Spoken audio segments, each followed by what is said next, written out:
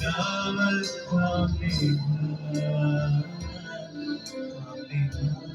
दुआ करते चले जाइए, अपनी फैमिली के लिए दुआ करें, घरानों के लिए दुआ करें, अपने बच्चों के लिए दुआ करें, और इसमें के लिए शुक्रगुजारी करें, रुकी मकबूली के लिए शुक्रगुजारी करें।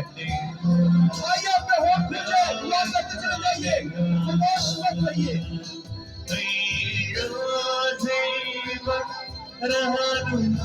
तेरी कुदरत सामनेगा, खुदा सामनेगा,